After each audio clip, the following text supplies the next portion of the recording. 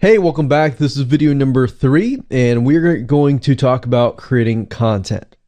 So now that you have an attack plan, a direction to go towards, now we can begin to use that attack plan and apply it to the content that you'll be creating. Now, what I want to do is give you some sort of structure for your content. So if you chose your product, then listen carefully.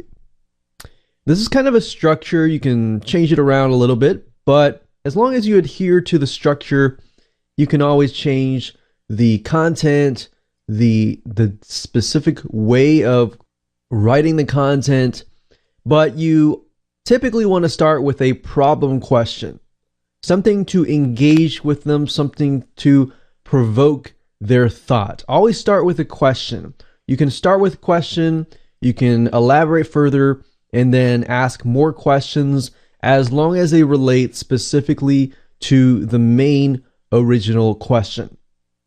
And then you want to provide a partial solution. You don't want to provide the whole solution. The whole solution will be them actually buying your product. And then, of course, you want to get your hyperlinks, and your hyperlink is going to link to your actual product, your website, your list building, your squeeze page, your landing page, whatever that might be at the end of the goal. But the whole goal here is to lead up to that point where they're going to want to click on it because they have an idea of what you're all about and what your product or service is all about. But up until that point, you do want to provide good, valuable, trustworthy information. Now, there are different types of content that you can create, and I'm going to show you in just a minute how to get access to that content, how to know if that content is proven to be like highly engaged content, and you'll see how easy it's going to be. All right. Now, if you chose the affiliate route in the previous video, then it's going to be slightly different because you're selling somebody else's product. You're not really selling your own product. Now, what I find with product and affiliate marketing is they both start out with problem questions. Some sort of question that engages the audience. And then, of course, like I said earlier, you can ask other questions along the way. And then, of course, we have problem question, partial resolution, and then you can ask questions and then provide content. And your content PDF file can be long, it can be short. In fact, it depends on what it is. But sometimes the shorter, the more straightforward it is, the better. If people can get the content, the resolution, the partial resolution that they need, then of course they are willing to look at the product. Now, as an affiliate, you could send them directly to your affiliate link. That's fine. So you could kind of take the angle of your product up here. But to get better high conversions, what you might want to do is you might want to do problem question, partial resolution being a product itself, and then maybe a hyperlink to the review and bonus of the product. So a review of the product, you could be linking them to the review, you could be linking them to a comparison chart, and then at the end of that landing page, so this is the landing page itself, you direct them to the landing page, it provides a review, and maybe at the very end provide some sort of valuable bonus, whereas if they buy through your affiliate link, then you can get commission. So they have more incentive to buy through your affiliate link. Now, I will say off the bat, if you are promoting any type of niches aside from business or internet marketing or even technology, something that is a general niche like dogs, organic foods, stuff like that, typically you may not really need the bonus right here. The bonus here is just giving people an incentive to buy. And this would help if you are in the online business, internet marketing niche. If you are not, then I wouldn't really worry about that too much. you can always test it out and see if it works. But the bonus is there to give an incentive for people to buy through your affiliate link rather than buying through somebody else's affiliate link. Now, if you are a general niche, then like I said, you can do problem question, partial resolution, and you can even do this model here. But instead of directing them just to the review and bonus, you're directing them to just the review. And then at the review, you can review the product, you can compare it with other products to help them make a better decision. Now, with that said, let me jump on over back to Facebook Ads Audience Insights, and we're going to dig out some angles, questions that you can put into your content. All right, so see you there. So finding content, angles, questions, highly engaged questions is actually very easy to do as long as you figure out your demographics. If you don't know your demographics, then obviously trying to figure out what content to create is going to be actually very, very hard to do. So now that you know the process up until this point and why I am teaching it this way, what we want to do is we want to go back to where we left off earlier, which is at facebook.com/ads/audience-insights.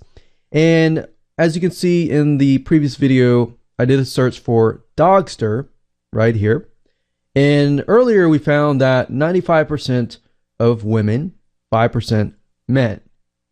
Now, what's nice about facebook.com is you can actually click over here. So if I wanted to hone in specifically on age bracket 55 to 64, I just click it and it'll isolate it and it'll allow me to see a better picture of just that age bracket, right? So I can see that age bracket, their lifestyle, and I could easily go to pages that are related to this lifestyle. I can see the majority of them are married, education level, and job title. So we can see it looks about the majority. If we can also sort this, so we'll sort this by greater down. We can see that they are mainly administrative, perhaps secretaries, management, healthcare and medical, sales, personal care, production, business, and financial operations. So a lot of women that have pretty high paying jobs maybe. So that kind of gives you an idea of what you're selling and how that correlates with maybe their spending habits, their purchase habits, which Facebook ads also shows over here. Now, we're specifically interested in content. So if you click on page likes, you can get an idea of the top categories or the top pages that they are interested in. So we can see right off the bat, because we are searching for dogs, we can see they are very interested in Dr. Marty Becker, Cesar Millan. So if you don't know these people, these are highly celebrities as far as dogs go. Causes: I'm against animal abuse. Community: dog bless you, which is interesting. So a lot of dogs. You see that? Animal rescue: corpse, I love dogs. Life with dogs. Family pet. So a lot of dog related things, right? So even retail and consumer merchandise, you can see what they're buying. So if we just go ahead and go to these pages, I'm just going to open them up in new tabs. So what I'm doing here is I'm clicking with my mouse the scroll button, and what that is doing is it's just opening up new tabs up at the top. So I'm going to leave it like that. Let's just take a look at Cesar Millan. So we can see he's a public figure and he is well known in the dog training area. So anything related to dog, anything related to helping your dog, he is on top of that area. So what we want to do is we just want to look at the content that he has posted up. So what do you do if your dog is stung by a bee? Now, you also want to ask yourself the question, does this directly relate to my product? Because if it doesn't directly relate, so if you were to look at a content piece like this, would you gradually and naturally be interested in buying a product or buying your product? That's the question that you should ask. Now, if you look through here, we can see that this piece of content got 9,000 likes, 800 shares, but we know Caesar he's already huge. So we know most of his content is going to be highly engaged. And you know the content that he puts up is most likely going to get a lot of engagement. So big companies like this, you can easily take a look at and get some competitive intelligence. So we look down here, we can see that just the smiley face of a dog gets a lot more likes and shares. So we can tell off the bat that this particular audience is very highly emotional and gets really excited about dogs and everything like that. So that's what you're trying to figure out, is within the niche itself, what gets them excited, what gets them really angry, what gets them highly engaged. Now, if we go through here, we see most of these seem to be images, but we have ear cleaning here. So routine cleaning. So if you were, let's say, for example, to create a piece of content on cleaning, you might want to hone in first on the problems that dogs have in relation to dog cleaning. So in this case, if you were to read this, you can see routine ear cleaning is a great way to prevent and detect potential ear issues. So you could hone in on maybe a variety of different potential ear issues that dogs have. And then from that point, you can then talk about a partial resolution. So you can bullet point, talk about potential ear issues, maybe common routes that people take, and why maybe those common routes may not be as effective. And then you can lead them on to your product or affiliate review. So that's why we're going through here, is just getting ideas about what our audience likes and dislikes. Now that we've looked through here, we can also look through here as well. So I'm against animal abuse. So most of this will probably be about animal abuse. But if we're interested in creating content on other areas, just go through here, look at them. What's nice about Facebook is it also allows you to like. And when you click on like here, as you can see, you can like, you can love, you can laugh, you can say wow, you can sad or angry. Now, this allows you to see what people are feeling, right? So it's not just a like button anymore. There's a lot more information and gives it away. So now you can see not just how engaged people are as far as their comments goes, as far as their shares go, but you can also see how they feel. So like I said, it doesn't matter if this is a product attack or an affiliate plan of attack. It doesn't matter. Really what you're trying to do right now is simply find the pages that they like and get the information. So you can see page likes here as well. So you can see more pages. So you should have tons and tons of different angles of content that you could potentially create. Now, you can also see location, but we're not too interested in that as of now. You can see activity, which is also nice because it shows you how engaged they are as far as pages liked, comments, posts shared, and ads clicked. So ads clicked is a good thing because if you want to expand this later on, you can see that this specific audience is highly engaged as far as ads go. And what does that tell you? If they're willing to click on an ad, they're most likely willing to be interested in purchasing.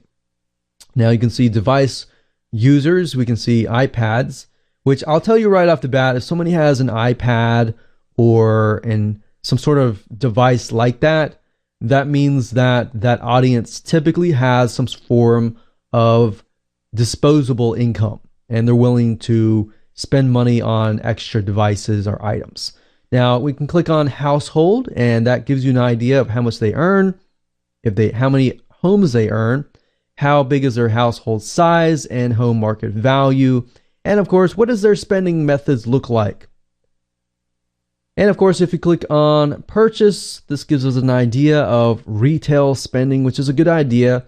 And say, for example, you were to go into a niche and you find that the retail spending or online purchases is very, very low. And that might be fine, because that might be meaning that offline retail is high. And that might tell you certain purchases might be lower online versus certain purchases on offline are higher. But that also gives you an idea of the direction even your business could take. So we can see here purchase behavior. What do they purchase? They purchase pet products, home and garden, sports and outdoors, household products. So if you say, for example, you build a list of these consumers, what other products could you potentially sell? That is what this graph is telling you. What other products can you sell? So hopefully this gives you a good idea of different content pieces that you could create, as long as you understand that what you might want to do is either start with statistics, start with a question, and look at the content and turn it into a question, as long as it's a problem question. So like I showed you earlier with the ear infections, you generally speaking want to start out with a question that provokes thoughts in relation to a problem. What kind of problems does your dog's ear have? Different ear infections, so that you can relate to different people as far as ear infections go. Now, if your product is about dog training and it's not really related to ear infections at all, then obviously in that case, you don't want to take that content angle. So at the end of the day, you want to make sure that it follows a path from the point of the problem question actually relating to your product or service or the affiliate review. So keep that in mind. As long as you understand that everything flows correctly, you'll be able to create a high converting content piece. Now, another question that a lot of people ask is how long or how many words should I write? That really doesn't matter as much. You can take a look at the content pieces that are on the Facebook pages, see how long those content pieces are. If they're really super long, that might be a big indicator that that particular niche likes long content. If it's fairly short, you might want to keep it short, maybe an article page long. So that's a good indication, as long as you take a look at several pages and you see a repeating pattern. With that said, let's move on to video number 4.